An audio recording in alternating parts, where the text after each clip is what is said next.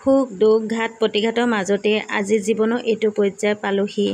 আচলতে জানেনে, সৰুতে জীৱনটো খুব ধুনীয়াকৈ পাৰ হৈ গৈছিল, কিন্তু যেতিয়া যৌৱনৰ অৱস্থাত পালোহি তেতিয়াহে আচল খেলখন আৰম্ভ হৈছে। তেতিয়াই নিজৰ জীৱনৰ লগত নিজেই যুঁজিবলগীয়া হৈছিল। আচলতে বাহিৰৰ যুঁজ হ'লে সকলোৱে দেখা পায় আৰু যি প্ৰব্লেম হয় সেয়া ছল্ভ কৰিব সকলোৱে পাৰে, মানে বাহিৰা মানুহ ছল্ভ কৰি দিব পাৰে। কিন্তু নিজৰ ভিতৰতে নিজে যদি যুঁজ বাগৰ দিবলগীয়া হয় নহয়, তাত মানে বহুতেই কষ্ট হয়। জীৱনত যিসকল ব্যক্তিয়ে এনেকৈ নিজৰ মাজতে নিজে যুঁজ দিবলগীয়া হৈছে, সেইসকল ব্যক্তিয়ে এই কথাটো ধুনীয়াকৈ বুজি পায় বুলি মই ভাবোঁ। এনেদৰে যুঁজ বাগৰ দি ভাগৰি পৰিলোঁ। ভাগৰি পৰি অৱশেষত ভাবিছিলোঁ, নাই মৃত্যুকে আঁকোৱালি ল'ম নেকি। কিন্তু এয়া জানো সম্ভৱ? যদি ভগৱানে নিবিচাৰে, নিজে বিচৰাটো কেতিয়াও নহয়। যদি ভগৱানে বিচাৰে, নিবিচৰাটোও হৈ যায়। সেয়েহে ভগৱানৰ ওপৰত আস্থা ৰাখি সকলোবিলাক ভগৱানক এৰি দিলোঁ।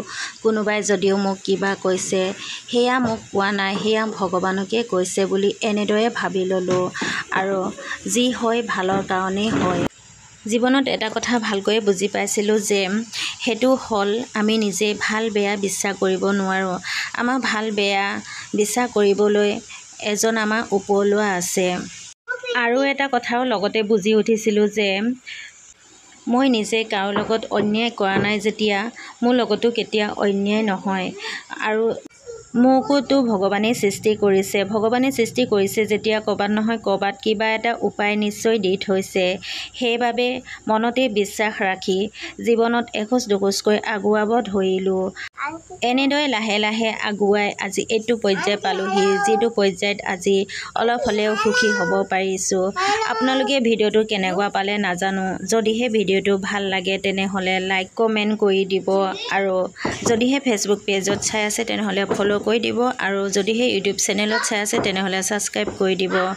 আৰু ভিডিঅ'টো আজি ইমানতে সামৰণি মাৰিছোঁ। পুনৰ নতুন এটি ভিডিঅ'ত লগ পোৱা আশাৰে আজিলৈ আহিছোঁ। বাই।